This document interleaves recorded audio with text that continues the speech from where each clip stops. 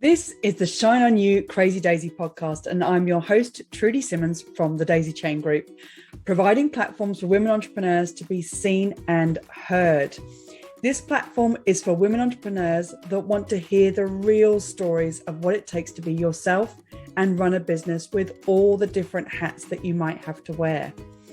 These are the stories of the tenacious, the rebellious, and the resilient women that are working towards the future that they want to build for themselves and their families.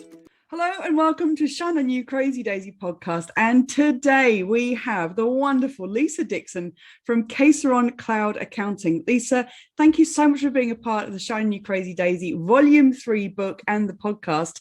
Tell us about your business. Thank you. It's been a pleasure for a start, been a lot of fun. So my business, I run a small cloud accountancy practice, work from home. My objective is to help as many 6- and 7-figure entrepreneurs take home as much profit as they possibly can. And to do that, we have the accountancy practice and we have a Profit Hackers membership club. Ooh. I love Profit Hackers. Yeah. Well, I loved your chapter because you talked about a question that your little girl asked you. When she asked you that question, and what was the question that made you rethink your working career? She asked me if I loved her or work more. And it was one of those questions where you think, oh my goodness, you know, the fact that she had to ask it was bad enough. Knowing exactly why she asked it and the mum guilt behind it was just horrendous, because I knew exactly why she asked it. I knew exactly what I'd been doing, exactly how I'd been prioritizing work more than my family. And it's the one thing that I always said I would never do. And I did when I was working in corporate. I was just going to check that you were working in corporate then. And it is out of the mouths of babes, isn't it? When it is. They ask you these questions, you just think, I know exactly where that's coming from. But what a brilliant question to make you rethink your career. Yes. So as an accountant, I'd always worked in multinationals and in really big business. And I said to my husband, oh my God, what do I do? And he said, well, start your own business. You're an accountant. You can, you fix stuff, you make stuff better, you help people make profit. And I'm like, oh, who would buy from me? What can I do? What can I possibly sell? How little did I know then? And it's typical, isn't it, of most entrepreneurs, is you're afraid of taking that first step because you don't think people will buy from you. And of course they will. You just have to put yourself out there. And that was the most scary thing for me at the very beginning, was transitioning from big corporate multinationals to much smaller companies. So 6 or 7 figures eventually, but it was a huge mental move and a complete mindset shift. But one of the motivations at the time was, once I'd quit my corporate job, my husband had been sick for a while, so he couldn't work, is I had to make it work. There was absolutely no choice. I had no choice. So I had to put my big girl pants up and get out there and, stand in front of networking groups and say, hi, here am I, and do my pitch, which was scary enough, to then learning how to sell my skill set and talk to people on a completely different level. And it worked, here we are 10 years later. Woohoo! Yeah. It is in the chapter, and people will have to go and read it. You give a lot of the lessons that you've learned. Give us 2 of those lessons. My 2 favorites, the 2 things that I think are most important, is number 1, to get your pricing right. You have to get your pricing right. You have to understand how much you want to take home at the end of the day, not just how much you want to charge. So you have to factor in all of your costs and your downtime, because you're not charging for, all the hours you're working, unless you're super lucky, but very few businesses do. You still have to do marketing and admin and all the stuff in the background, because you're wearing all those hats, right? You're doing a million things at once. So it's all down to you whether your business fails or whether it succeeds. So the first thing is to get your pricing right, and that's a constantly evolving process. It doesn't just happen right from day one. It evolves as people learn who you are, and as you start to get more skills and you become more transferable, more recognized, you become more in demand, and of course your prices can increase through time. And then the other side of that is to make sure your contracts are airtight. make sure your quotes are clear, make sure your contracts are airtight, so that when scope does tend to creep, and in my world that happens all the time, you can then say to people, well, this is great, yes, I can do this for you, but this will cost extra because it's not within our scope of work. And I see so many people that charge a price for a job, and this is one of the things we go through with our clients. They charge a price for a job, and then it becomes the busy fool where they're constantly chasing, and they're doing more and more work and more scope creep, and more things are happening, but they're not increasing their prices, or they're not charging for all these extras that they do, and so they're leaving money on the table all the time. And you explained that so brilliantly in the chapter, and I was cracking up. I've got contracts for things, but I don't have specific contracts probably, and it is well worth looking at where you're prepared to change your scope and where you're not. It's the boundaries as well. Absolutely. And sometimes it's okay to do stuff for free and to, you know, put in the extra mile for your client. And there's a fine line between, you know, really going the extra mile for the client and then being taken advantage of because you're just doing too much. And you can get into a bad habit of teaching your clients that you're not going to increase your prices. So they keep asking you for more and more and more. And you become less focused on the profit and more focused on the delivery, which is great in one respect, but not if you want to earn a living. Not if you've got to focus on that bottom line and take home the money to support your family, which is why you went into business in the first place. Exactly. Oh, I love it. So practical. You've been in business for 10 years. I have. What do you think that you bought from your corporate career that now helps you in your business? Lots of things. Super grateful for my corporate career. I mean, it paid for all my accountancy qualifications and my MBA for a start, so thanks for that.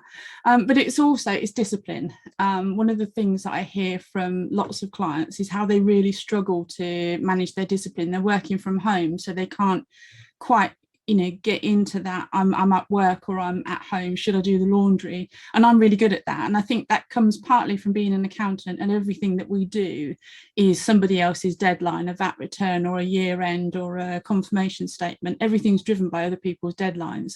So in my business, we're really very good at managing deadlines and compartmentalizing between work and play effectively. And we still do, you know, we go out for team lunches and we do team things together to try and keep motivation high when we're really, really busy. But when you're at work, you work. And when I leave this office, that's family time, and I'll go out and I'll do family stuff. And the other thing that I think I brought from corporate is the ability to block out my day. So I used to do that all the time when I was at work, whether it was meetings or whether it was deadlines or whether it was projects that I was working on. And I still do that to this day, block out my day so that I have time specifically set aside to work on a client's books, or to work on VAT returns, or to work on management accounts, or to work on payroll, so that nothing ever gets missed. And it's all, you know, I can't be booked out when I'm supposed to be working on client deliverables. Amazing. I love talking about what people bring from their corporate career, because sometimes you don't realize how much you've brought into working for yourself. Yeah, absolutely. Those are really good things. If there was one lesson that you'd want other entrepreneurs to know, what would it be? It's got to be pricing. And the other thing that I learned, which is probably not something that I learned from corporate so much. In corporate, everything had to be perfect, and you were judged on whether it was perfect. When you're working for yourself, it's got to be out there, it's got to be good enough, but it doesn't need to be perfect, especially if you're working in the online world. And that's the biggest lesson I've learned since being an entrepreneur, which directly conflicts with what I was taught when I was in corporate. And it's just getting yourself out there. Good enough is good enough, and you can improve it through time, and you can build better products, and you can build better courses, you can build better memberships, you can build better services, and all of that then contributes to your ability to charge more money. So it's a constantly evolving process. And in corporate, that was never an issue. It always had to be spot on. In entrepreneurship, it's evolving and it's developing, and it's more of a personal growth story, I think, when you're an entrepreneur compared to when you're a wheel in a cog, a cog in a big organization. What's your favorite piece of business software? Xero. It's got to be Xero. My entire business is built on Xero. So we work very heavily on Xero. We're known for being Xero experts. So it can do so much. And one of the things that often amuses me is in corporate, we were working on a system that must have cost 100 grand a year, and we were constantly bringing in consultants to fix it, and we could have run that entire business on zero for about £50 a month with multi-currency. It's insane. The risk of putting something online would have been something else that the compliance team might have had a bit of a heart attack about, but the software could have run the business. And we have clients from 50k up to 10 million on zero, and it works brilliantly, and it is so flexible, and it's got this whole ecosystem of add-ons and other tools that you can work with it, so you can build the process that you want that's right for your business. And I love that. So it works really well for us and for our clients. I think that when I started my business, which was 11 years ago, the first thing that I did was got zero in place, because I'm not good at accounting. It's not my bag. It's not the thing that I've got any talent in whatsoever. I made sure I had the right software in place that could help and support me to deadlines, to see what was going on. So no, I love that. And it's so cheap compared to what else is available on the market. But it's the thing I think that's most important is you've got one true source of data. And so there's no mismatch of this spreadsheet's God knows how old, that data download is God knows how old, I've posted transactions since then. None of that's an issue anymore with something like Zero. I mean, there are other cloud products, obviously, but Zero is my favorite. So that's amazing, Lisa. Thank you so much. I love the practicalities of what you put across in your chapter and how you've just spoken about it now. It's so clear. Thank you for being involved in the book, and I look forward to seeing what you do next. Fantastic. Thank you. It's a privilege to be involved. Thank you so much for watching the Shine On You Crazy Daisy podcast. If you've liked what you've seen today, then please make sure that you click the subscribe button to this channel to see more inspiration and motivation as more of these stories keep coming out.